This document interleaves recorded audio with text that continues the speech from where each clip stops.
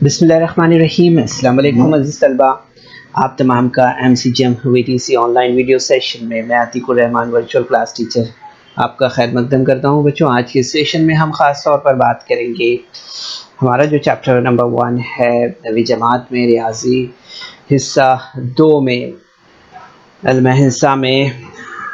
हिस्सा के बुनियादी तस्वुरात के बारे में हम यहाँ पर बात करेंगे और साथ ही 1.1 जो एक्सरसाइज है उसे यहाँ पर हम हल करेंगे। ठीक है, तो चलिए आइए शुरुआत करते हैं यहाँ पर हम इल्म हिस्सा के बुनियादी तस्वुरात से। तो बच्चों, आपको इल्म हिस्सा में अगर हम बात करें यहाँ पर, तो इंग्लिश में हम क्या कहते हैं, इसे इल्म हिस्सा को ज्योमेट्री कहते हैं ना। तो यहाँ पर हम देखेंगे कि लफ्ज़ जो ज्योमेट्री है वो यूनानी लफ्ज़ जियो, ठीक है, जियो ये एक यूनानी लफ्ज़ है। जियो के मानी क्या होते हैं, ज़मीन के, और मैट्रिया यानी कि पैमाइश करना से मिलकर बना है। ठीक है, इसे उर्दू में इल्म हिंसा कहते हैं। क्या कहते हैं, इल्म हिंसा कहते हैं। तो अब आपकी अच्छी तरह से समझ में आया होगा कि ज्योमेट्री ये लफ्ज़ कहाँ से आया है और कौन सी ज़ुबान से इसका ताल्लुक़ है। ठीक है, तो यहाँ पर हम इल्म हिंसा की बुनियादी तस्वुरात के बारे में बात करेंगे। तो नुक्ता, ख़त और मुस्तवी इल्म हिंसा यानी ज्योमेट्री के बाज़ बुनियादी तस्वुरात है जिनकी हम तारीफ़ नहीं करते हैं। ठीक है, और ख़त और मुस्तवी नुकात के सेट होते हैं। ठीक है, ये बात हमें याद रखना है। तो नुक्ता, ख़त और मुस्तवी इल्म हिंसा के बाज़ बुनियादी तस्वुरात है जिनकी हम नॉर्मली जो है तो तारीफ़ नहीं करते हैं। ख़त और मुस्तवी नुकात के सेट होते हैं। इसके अलावा यहाँ पर हम देखेंगे कि ख़त के मुहद्दिद और फासला, कोऑर्डिनेट्स, पॉइंट्स एंड डिस्टेंस। तो इसमें हमें याद रखना है बच्चों कि अददी ख़त पर कोई अदद जिस नुक्ते से मरबूत होता है, इस अदद को इस नुक्ते का मुहद्दिद यानी कोऑर्डिनेट कहते हैं। ठीक है, जैसे हम यहाँ पर स्क्रीन पर देख रहे हैं, एक ख़त है। इस ख़त में अगर आप देखेंगे तो आपको यहाँ पर ये ABC ये नज़र आ रहे हैं ना। ठीक है, तो यहाँ पर आप देखेंगे कि ये जो ABC है इनका जो ताल्लुक़ है वो यहाँ पर 0, 1, 2 है ना। इसी तरह से हम यहाँ पर देखेंगे कि इस तरफ जो है तो -1, -2 इस तरह से जो है तो ये अदद हमें यहाँ पर नज़र आ रहे हैं। ठीक है, तो यहाँ पर हमें याद रखना है कि अददी ख़त पर कोई अदद जिस नुक्ते से मरबूत होता है। अभी यहाँ पर हम देख रहे हैं ये नुक्ता जो है तो यहाँ पर ये इसका अगर हम B का मुशाहिदा करेंगे यहाँ पर, तो आपको यहाँ पर ये 1 नज़र आ रहा है ना। ठीक है, तो हमें यहाँ पर याद रखना है कि अददी ख़त पर कोई अदद जिस नुक्ते से मरबूत होता है, इस अदद को इस नुक्ते का मुहद्दिद यानी कोऑर्डिनेट कहते हैं। ठीक है, जैसे अगर हम यहाँ पर बात कर रहे हैं -1 की। ठीक है, तो हम यहाँ पर देखेंगे कि नुक्ता D का जो मुहद्दिद है वो -1 है। ठीक है, और इसी तरह से अगर हम B की बात करेंगे तो B जो है तो नुक्ता B का जो मुहद्दिद है वो 1 है, इस तरह से। ठीक है, तो यहाँ पर और भी एग्जांपल देख लेते हैं हम कि अगर जैसे अगर हम यहाँ पर बात कर रहे हैं कि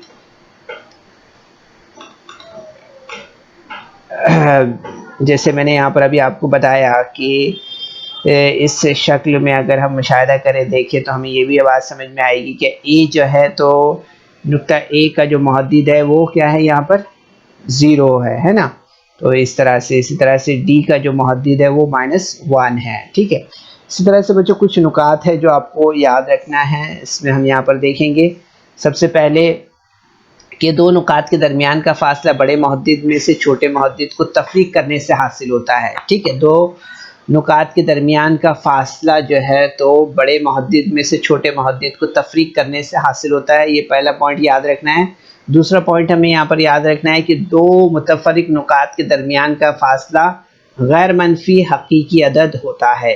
ठीक है, इसी तरह से तीसरा पॉइंट हमें याद रखना है कि अगर दो नुकात मुतफरिक ना हो तो नुकात के दरमियान का फासला सिफर होता है। ठीक है, अगर दो नुकात मुतफरिक ना हो तो नुकात के दरमियान का फासला जो है तो क्या होता है, तो ऐसे नुकात के दरमियान का फासला सिफर होता है। ठीक है, याद रखिए इसे। अब इसके बाद हम यहाँ पर बात करेंगे बिटवीनेस के बारे में, यानी कि दरमियानियत जिसे कहते हैं उसके बारे में बात करेंगे हम यहाँ पर।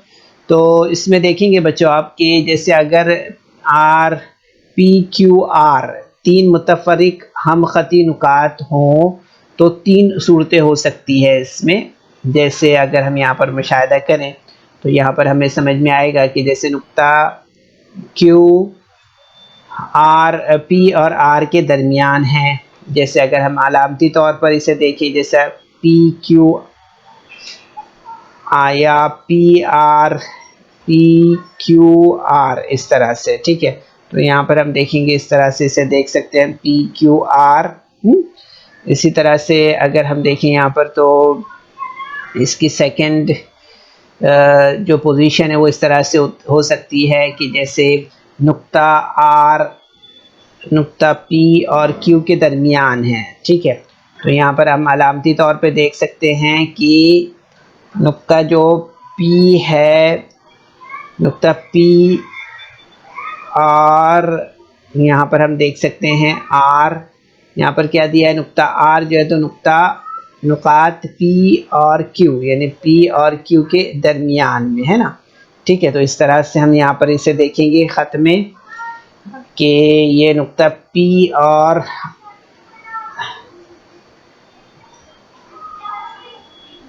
यहाँ पर अगर हम देख रहे हैं तो यहाँ पर आर यहाँ आना चाहिए। ठीक है, तो ये आर जो है तो दरमियान में है ना, किसके, पी और क्यू के, तो क्यू यहाँ पर आएगा इस तरह से। ठीक है, याद रखिए इसे इस तरह से। तो ये सेकंड पोजीशन हो गई।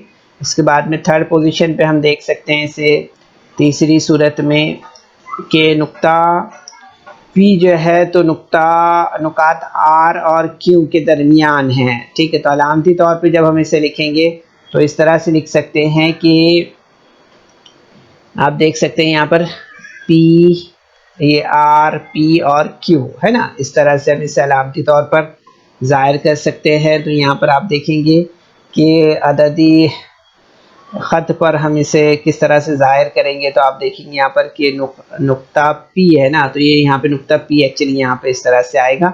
नुक्ता पी जो है तो नुक्ता आर, यानी ये आर हो गया हमारा, या ये आर है जैसे इस तरह से, या हम यहाँ पर आर लिया हमने और यहाँ क्यू है। ठीक है, तो ये क्यू और आर के दरमियान जो है तो नुक्ता पी है ये। ठीक है, ये नुक्ता पी है इस तरह से। ठीक है, तो ये तीसरी सूरत है। तो इस तरह से हम ये तीन सूरतों में से यहाँ पर वाज़े कर सकते हैं, और हो सकता है, उम्मीद है कि आपने इसे ये दरमियानियत को यहाँ पर समझा होगा, है ना, कि अगर जैसे हम देख रहे हैं यहाँ पर पी क्यू आर जो है तो तीन मुतफरिक हम ख़ती नुकात हों तो तीन सूरतें इसकी हो सकती है, उसे हमने यहाँ पर अभी समझा है। ठीक है, अब इसके बाद हम यहाँ पर बात करेंगे कि अगर पी यहाँ पर जैसे देख रहे हैं आपकी डी पी क्यू जमा डी क्यू आर बराबर डी पी आर हो, तब हम कहते हैं यहाँ पर कि नुक्ता क्यू नुक्ता पी और आर के दरमियान है। ठीक है, तो दरमियानियत का अलामती इजहार जो है तो वो किस तरह हो सकता है, वो हो सकता है पी क्यू आर या पी आर क्यू इस तरह से है। ठीक है, याद रखिए इसे। अब इसके बाद हम यहाँ पर बात करेंगे कतई ख़त के बारे में। तो यहाँ पर हम देखेंगे कि ए बी ये एक कतई ख़त है। ठीक है, अब नुक्ता हम यहाँ पर देखेंगे कि नुक्ता ए जो है तो नुक्ता बी और नुकात ए और बी के दरमियान के तमाम नुकात का इज्तिमाई सेट कतई ख़त ए बी या कतई ख़त ए बी कहलाता है। ठीक है, अब यहाँ पर हमें ये भी देखना है कि किसी कतई के इख्तितामी नुकात यानी सिरों के दरमियानी फासले को कतई की लंबाई कहते हैं। जैसे हम यहाँ पर अगर देखें तो हमें यहाँ पर समझ में आएगा कि जैसे अगर आप यहाँ पर देख रहे हैं इस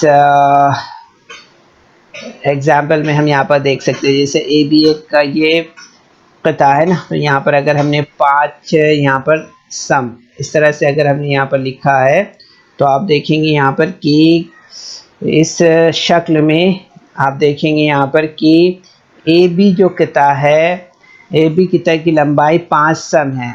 ठीक है, तो यहाँ पर हम इसे जब जाहिर करेंगे तो इस तरह से लेंगे, लेंथ ए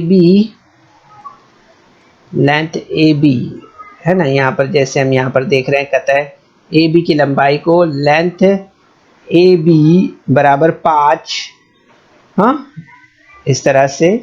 तो लेंथ ए बी बराबर 5 को हम यहाँ पर किस तरह से लिखेंगे, ए बी बराबर 5 भी इस तरह भी लिख सकते हैं। ठीक है, तो याद रखना है बच्चों आपको, ये आसान है, आसानी से आपको ये बात यहाँ पर समझ में आई होगी, उम्मीद है। तो अब इसके बाद हम यहाँ पर आगे बढ़ते हैं बच्चों, और अददी ख़त की मदद से फासला मालूम करना है हमें। अब अददी ख़त यहाँ पर हम ले लेते हैं। ठीक है, तो ये अददी ख़त आप देख रहे हैं यहाँ पर, इस अददी ख़त में आप देखेंगे 0 से यहाँ पर 6 तक लिया है हमने, और यहाँ पर इस तरफ मनफी आदाद हैं, है ना, और यहाँ पर हमने इसके इस तरह से आप देख रहे हैं यहाँ पर कि मुहद्दिद भी हम यहाँ पर देख रहे हैं। ठीक है, तो नुक्ता हमने लिया है और नुक्ते के मुहद्दिद भी हम यहाँ पर देख रहे हैं। ठीक है, तो यहाँ पर आप ये सारी चीज़ों का मुशाहिदा कर रहे हैं। यहाँ पर आप देख सकते हैं कि दो नुकात का दरमियानी फासला बड़े मुहद्दिद में से छोटे मुहद्दिद को तफरीक करने से हासिल होता है। ठीक है, तो ये बात आपको याद होगी, जो हमने पहले आपको बताया था, कुछ पॉइंट्स आपको बताए थे ना, तो उसमें एक पॉइंट ये भी था कि दो नुकात के दरमियान का फासला बड़े मुहद्दिद में से छोटे मुहद्दिद को तफरीक करने से हासिल होता है। ठीक है, तो यहाँ पर हम देख सकते हैं सवाल नंबर 1 हम देख रहे हैं इसमें। ठीक है, तो यहाँ पर हम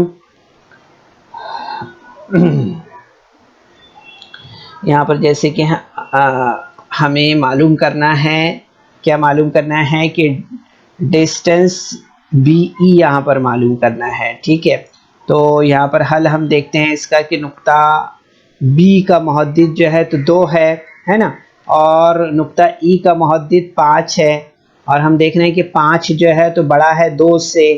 तो आप देख रहे हैं यहाँ पर कि D into bracket B E is equal to 5 - 2। तो आप देखेंगे यहाँ पर कि बी ई हमें यहाँ पर कितना मिलेगा, बी ई हमें यहाँ पर मिलेगा 3, है ना। तो जवाब हमारा क्या होगा, यहाँ पर बी ई बराबर 3 होगा। ठीक है, इस तरह से। तो ये काफ़ी आसान है बच्चों, आसानी से आप हल कर सकते हैं इसे।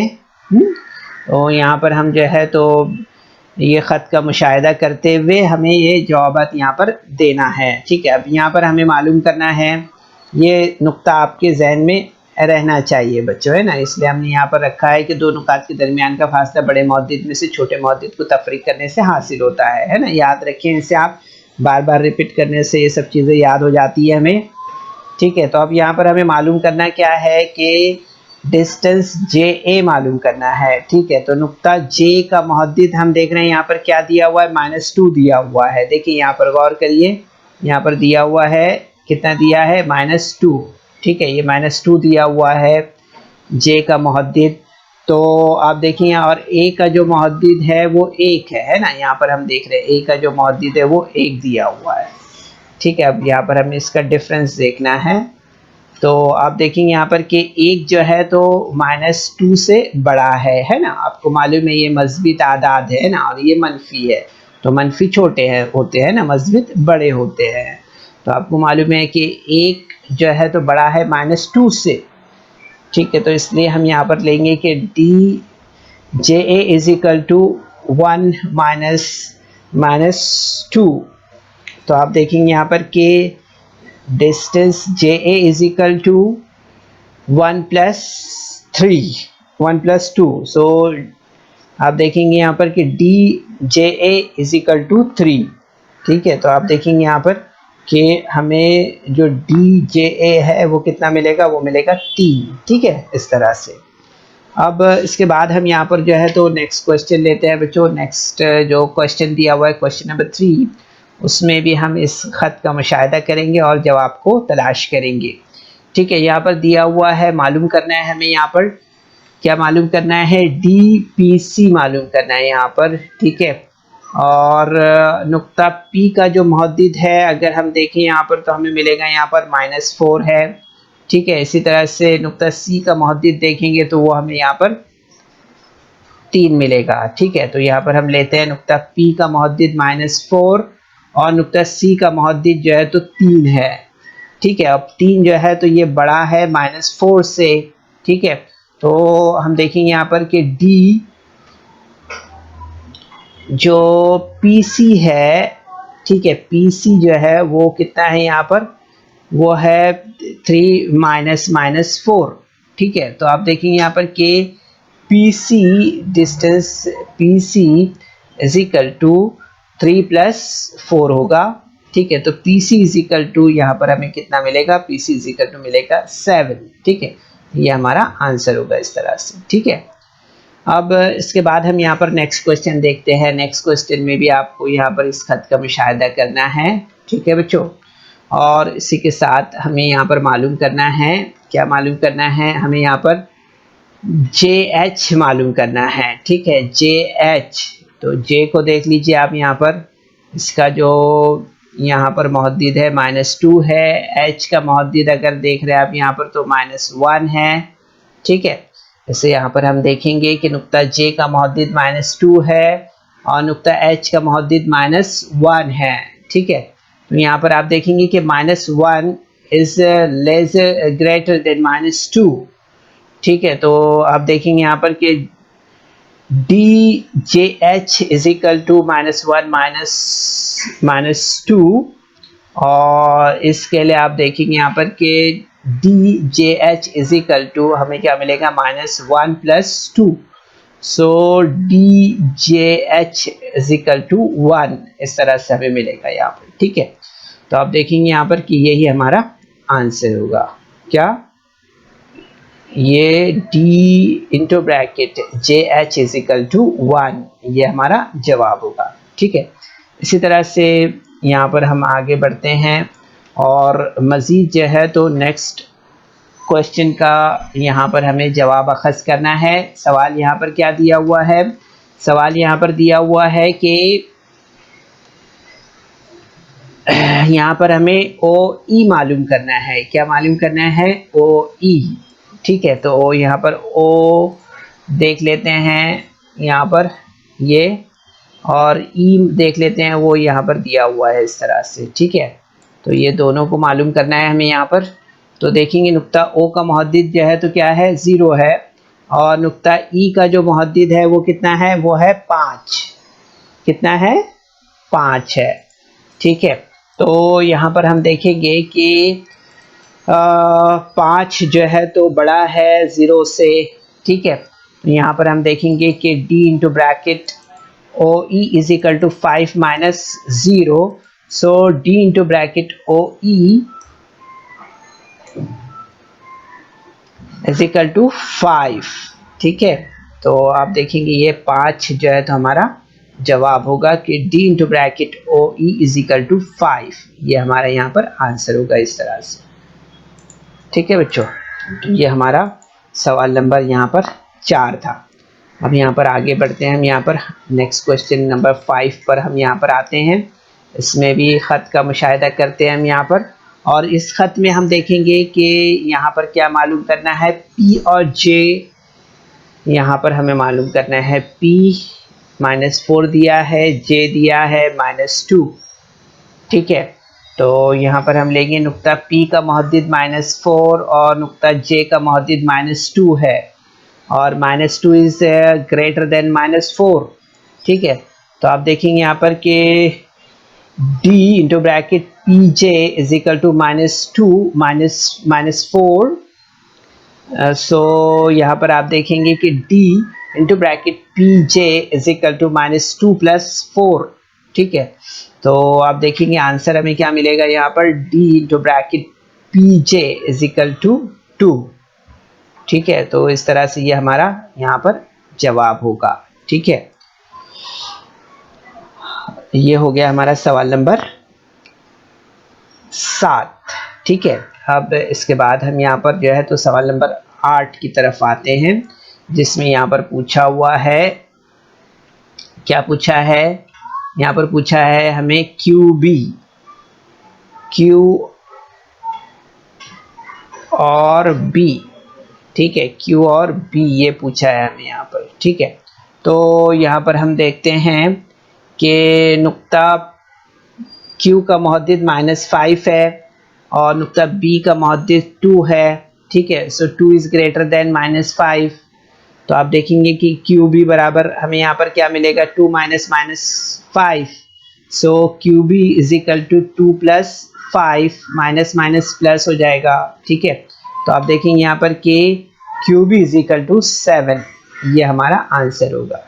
ठीक है, क्या आंसर हुआ हमारा यहाँ पर, QB इज इक्वल टू 7, इस तरह से। ठीक है, तो बच्चों ये सवाल नंबर 1 हमारा यहाँ पर मुकम्मल हुआ है। अब इसके बाद हम यहाँ पर सवाल नंबर 2 लेते हैं। ठीक है, अब यहाँ पर क्या दिया हुआ है, यहाँ पर दिया है कि नुक्ता A का मोहद्दिद x है और नुक्ता B का मोहद्दिद y है। ठीक है, तो यहाँ पर हमें देखना है कि D इंटू ब्रैकेट AB मालूम करना है। ठीक है, तो यहाँ पर हम देखते हैं y कितना दिया है 7, x कितना दिया है 1। तो हल आपको पता है यहाँ पर किस तरह करना है, मेथड आपको पता चल गया अभी कि नुक्ता A का मोहद्दिद जो है तो x इज इक्वल टू 1 है। ठीक है, और नुक्ता B का जो मोहद्दिद है y इज इक्वल टू 7 है। ठीक है, और 7 इज ग्रेटर देन 1। सो आप देखेंगे यहाँ पर distance AB is equal to 7 - 1 होगा। ठीक है, तो distance AB is equal to 6, इस तरह से हमें यहाँ पर मिलेगा। ठीक है, तो ये हमारा जवाब होगा इस तरह से। ठीक है बच्चों, कि D into bracket AB is equal to 6। ठीक है, अब इसके बाद हम यहाँ पर नेक्स्ट क्वेश्चन देखते हैं। नेक्स्ट क्वेश्चन यहाँ पर दिया हुआ है, सेम हम इसी को लेंगे। ठीक है, तो यहाँ पर y - 2 दिया है और x इज इक्वल टू 6 दिया हुआ है। ठीक है, तो यहाँ पर हम नुक्ता A का मोहद्दिद देखेंगे तो वो मिलेगा x इज इक्वल टू 6, और नुक्ता B का मोहद्दिद देखेंगे तो मिलेगा y इज इक्वल टू -2। ठीक है, तो आप देखेंगे यहाँ पर कि x 6 जो है तो बड़ा है -2 से। ठीक है, तो आप देखेंगे यहाँ पर कि D into bracket AB is equal to 6 -2 यहाँ पर हमें मिलेगा। ठीक है, क्या मिलेगा, 6 - -2, इस तरह से। तो आप देखेंगे नेक्स्ट इसमें नेक्स्ट स्टेप हमारा बनेगा D into bracket AB is equal to D is equal to 6 + 2। So AB is equal to 8। ठीक है, तो जवाब हमारा क्या होगा यहाँ पर, AB इज इक्वल टू 8, इस तरह से। अब इसके बाद हम यहाँ पर देखेंगे जो दिया हुआ है, नुक्ता A का मोहद्दिद x है, नुक्ता B का मोहद्दिद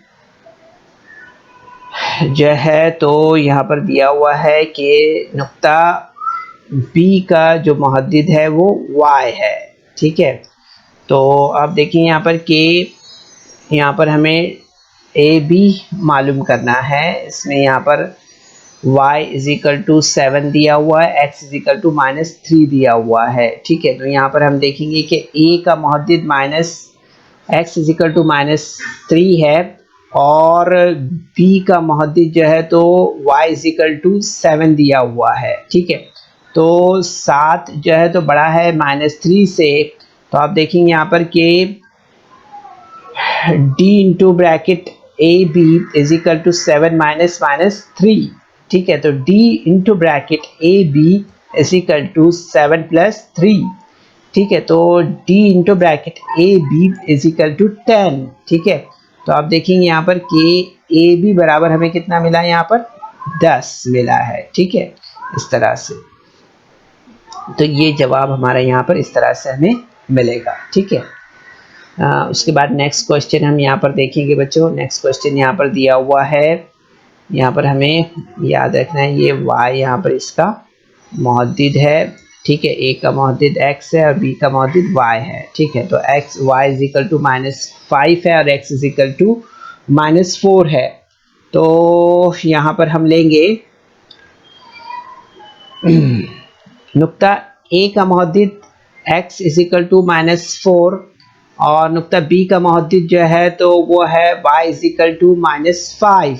ठीक है, तो यहाँ पर अब हम देखेंगे कि -4 is greater than -5, so d into bracket ab is equal to -4 minus -5, so d into bracket ab is equal to -4 plus 5, so d into bracket ab is equal to 1, so d into bracket ab is equal to 1। ये हमारा यहाँ पर answer होगा इस तरह से। ठीक है बच्चों, तो आप देखेंगे काफ़ी आसान है ये, हम थोड़ा सा अगर ध्यान दें इस पर तो ये हमारा सवाल नंबर 4 था जो यहाँ पर कंप्लीट हुआ है। ठीक है, अब हम यहाँ पर सवाल नंबर 5 पर आ रहे हैं। ठीक है, तो आप देखेंगे यहाँ पर 5वां सवाल जो है तो y इज इक्वल टू -6 है और x इज इक्वल टू -3 है। ठीक है, तो आप देखेंगे यहाँ पर कि नुक्ता a का मौजूद जो है तो x इज इक्वल टू -3 है और नुक्ता b का मौजूद जो है तो y इज इक्वल टू -6 है। ठीक है, तो -6 इज ग्रेटर देन -6 है ना, -3 इज ग्रेटर देन -6। सो यहाँ पर आप देखेंगे कि d cos में ए बी बराबर -3 -6 और d cos में ए बी बराबर -3 plus 6, so A B is equal to हमें यहाँ पर कितना मिलेगा 3। ठीक है, तो A B is equal to 3, ये हमारा यहाँ पर आंसर होगा इस तरह से। ठीक है, तो आप देखेंगे बच्चों काफ़ी आसान है ये अगर हमने थोड़ा सा ध्यान दिया तो। अब सवाल हम यहाँ पर आगे बढ़ते हैं और नेक्स्ट क्वेश्चन जो है सवाल नंबर 6 उसे यहाँ पर लेते हैं। सवाल नंबर 6 में तो आप देखेंगे y इज इक्वल टू -8 और x इज इक्वल टू 4 दिया हुआ है। तो यहाँ पर हम देखेंगे कि नुक्ता a का मौजूद x बराबर 4 और नुक्ता b का मौजूद y इज इक्वल टू -8 है। तो आप देखेंगे यहाँ पर कि 4 इज ग्रेटर देन -8। ठीक है, तो आप देखेंगे यहाँ पर d इंटू ब्रैकेट कॉस में अगर हम ले यहाँ पर तो यहाँ पर आप देखेंगे कि d कॉस में ए बी बराबर 4 नफ़ी 8 इस तरह से मिलेगा। तो आप देखेंगे यहाँ पर कि d कॉस में ए बी बराबर 4 जमा 8। ठीक है, तो d कॉस में ए बी बराबर 12 हमें इस तरह से मिलेगा। ठीक है, और यही हमारा आंसर होगा इस तरह से। ठीक है, तो ये काफ़ी आसान सवाल था बच्चों। सवाल नंबर 2 जो हमने यहाँ पर कंप्लीट किया है काफ़ी आसान सवाल था। ठीक है, तो बच्चों इस वीडियो को लाइक करें, सब्सक्राइब करें और इस तरह के मज़ीद वीडियो मिलेंगे आपको। तो इसके लिए आपको नीचे जो बेल आइकॉन है उसको दबाना है। तो बच्चों इसी तरह से आपको जो है तो यहाँ पर आगे के सवालात भी अपने तौर पर हल करना है। ठीक है, तो सवाल नंबर 3 और जो 4 है सवाल नंबर 3 और 4 इसे आपको अपने तौर पर हल करना है। ठीक है, कोशिश कीजिए। अस्सलाम वालेकुम।